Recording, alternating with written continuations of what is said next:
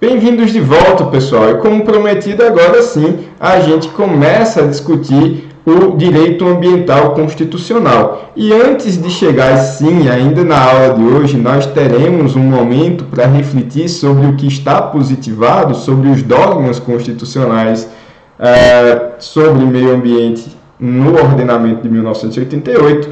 Mas eu preciso falar rapidamente com vocês que, olha, a gente não chegou de uma hora para outra. 1988 não foi isso. Pronto. A gente estava nas trevas e agora estamos na luz do direito ambiental. Não é isso, meus amigos. Não foi do nada.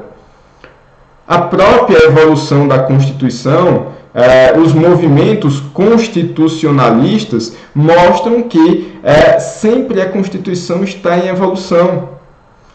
Principalmente desde que começa a se falar ali em 1215, numa carta do rei João Sem Terra, ou da Magna Carta do rei João Sem Terra. Então, evoluindo principalmente a chegar ali na Constituição dos Estados Unidos da América, que ainda hoje é a mesma, eles só tiveram uma. Até chegar nas nossas constituições, a de 1824 para frente, até chegar em 88, tudo é uma construção histórica. E o nosso constituinte originário, ele sempre tem que estar atento aos valores que estão circulando.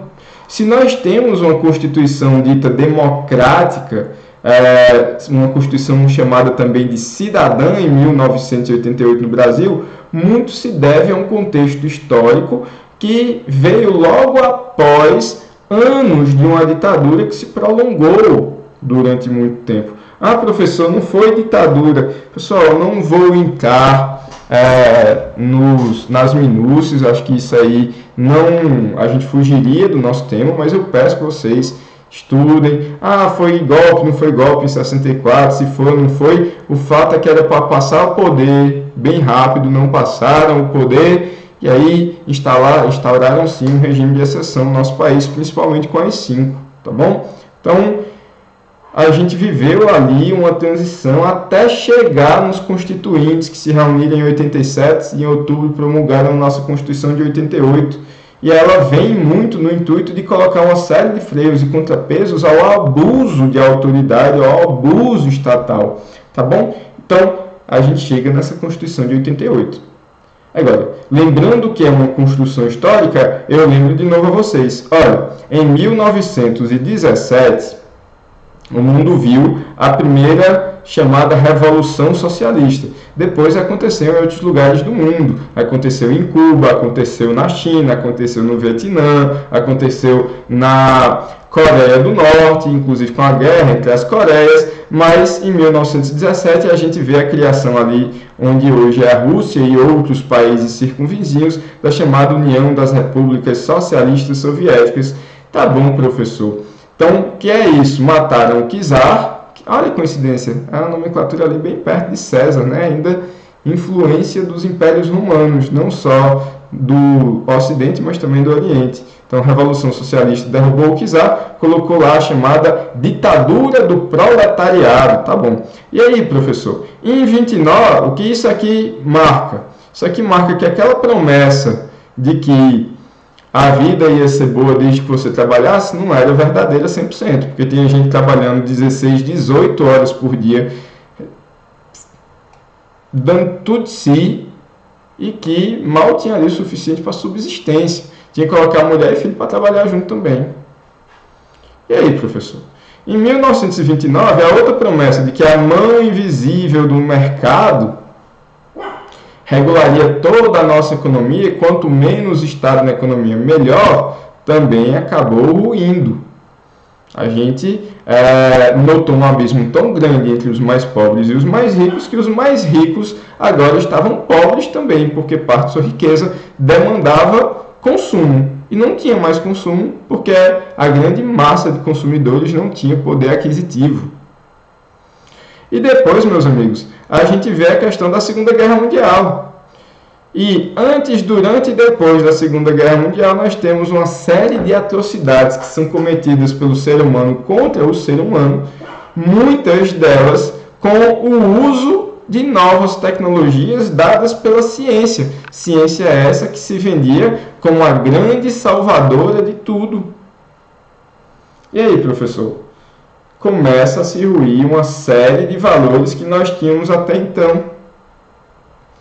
Novos valores precisam ser construídos. Inclusive, meus amigos, o próprio regime nazista era um regime extremamente positivista. As pessoas entendiam que o correto era cumprir a lei, independente da lei ser boa ou ruim. O que valia era o que estava escrito. E o próprio direito ajudou a construir o que foi o regime nazista. Muito do constitucionalismo atual, ou do neoconstitucionalismo, se vocês preferem, nasce a partir da Segunda Guerra Mundial, principalmente com a necessidade de que, olha, nem tudo que está escrito é bom. Nós precisamos ter paradigmas interpretativos, paradigmas esses tanto para a construção do direito quanto para interpretá-lo. Daí foram chamados de princípios do direito.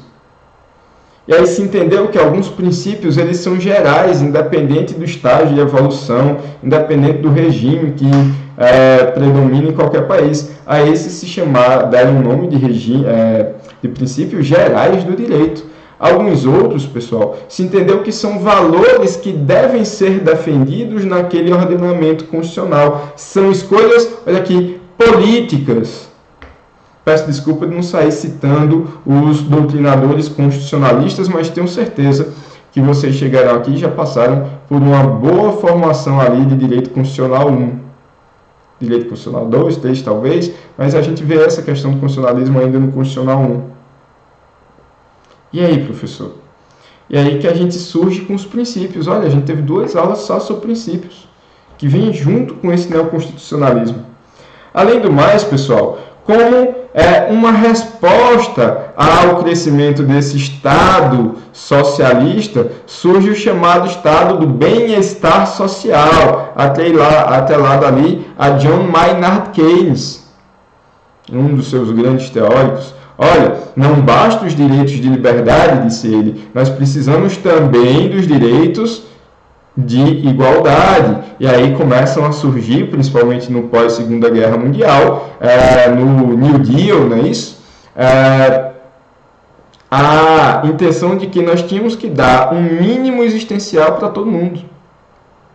Surge direito de salário mínimo, de 13º, de férias remuneradas, de descanso semanal remunerado. Se começa a falar do acesso à educação. Em alguns países se avança bastante no avanço à saúde, no acesso à saúde. Então, tudo isso atrelado ali é aquilo que na classificação de Norberto Bobbio nós chamamos de direitos de segunda dimensão ou de segunda geração. Geração tem aquela polêmicazinha, porque parece que um substitui o outro. Mas que, além dos direitos de liberdade, a gente também tem que ter os direitos de igualdade. Uma igualdade mínima, não aquela igualdade completamente formal, que acabaria trazendo também algumas injustiças. Ok, então seja pelo Estado socialista, seja pelo Estado capitalista do bem-estar social, a gente vê ali no mundo um certo crescimento dos direitos ditos de segunda dimensão. Tá bom, professor. Além disso, a partir de 1980, na verdade ali a partir de 1972 principalmente, começa a se colocar questões socioambientais nas constituições europeias. Por quê, professor? Porque a Europa principalmente começa a entender da importância de proteger o meio ambiente. Eles partem na frente mais uma vez. Professor, a Europa sempre na frente de todo mundo. Vamos ser críticos. Alguns, inclusive, dizem que seria uma tentativa de utilizar da crise ambiental como a construção de um novo regime colonialista. Se é verdade ou não, cabe a vocês interpretarem. Pessoalmente, Eu não concordo com esse tipo de raciocínio, apesar de que eu não afasto de todo. Sim, eu sei que tem mais intenções por trás de quase todas as boas ideias que surgem. Mas sejamos críticos. Nem tudo do meio ambiente existe aí apenas para garantir uma soberania europeia sobre os demais. E aí, meus amigos, claro, o grande boom para o constitucionalismo ambiental no mundo e o pontapé para o constitucionalismo ambiental no Brasil se dá com a publicação do relatório Nosso Futuro Comum da Comissão de Brundtland. Fechamos o nosso segundo bloco. Bebe uma água, estica as costas e volta rápido para a gente continuar a nossa aula.